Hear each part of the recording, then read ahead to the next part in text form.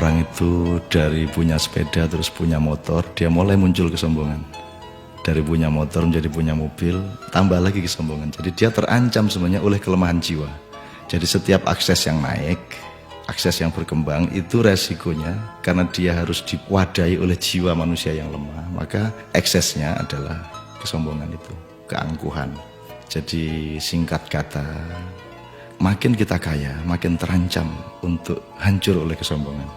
Dan ini bukan hanya soal kaya, makin pinter juga biasanya makin sombong, Mas. Jadi ada yang namanya kesombongan feodal, itu untuk orang-orang kaya.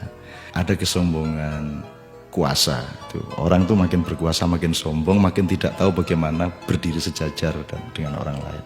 Jadi kekuasaan menciptakan kesombongan, kekayaan menciptakan kesombongan. Dan saya ingin mengatakan poin yang sebenarnya bukan itu. Kepandaian juga sangat berbahaya untuk memunculkan kesombongan kita. Dalam bahasa populer kita sebut keangkuhan intelektual.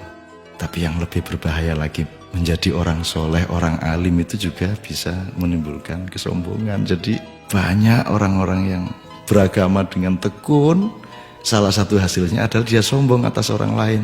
Diam-diam selalu merasa lebih hebat dari orang lain, lebih masuk surga daripada orang lain, lebih diterima Allah oleh orang lain.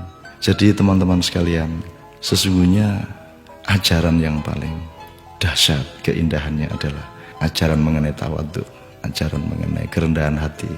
Jadi orang sholat, orang beribadah itu adalah latihan untuk mencampakkan diri, bukan untuk mengunggul dan menegakkan diri. Mencampakkan diri di hadapan Allah. Kita bersujud-sujud tersungkur-sungkur supaya kita siap untuk berlaku rendah hati kepada siapapun. Karena sekarang ini betul-betul bukan hanya orang kaya, bukan hanya orang kuasa, bukan hanya orang pintar, tapi orang alim juga sombong. Itu namanya kesombongan, kesombongan orang alim. Jadi tidak lantas kita jangan jadi alim supaya tidak sombong, atau jangan tidak kaya supaya tidak sombong, tidak begitu. Tapi kayalah, tapi tidak usah sombong.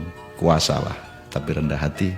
Pandailah, karena itu menjadi justru lebih arif dan menjadi alim serta solehlah, supaya engkau mampu merendahkan dirimu di bawah orang yang paling rendah pun di kampung-kampung yang kumuh tempat engkau lewat dengan kakimu. Terima kasih.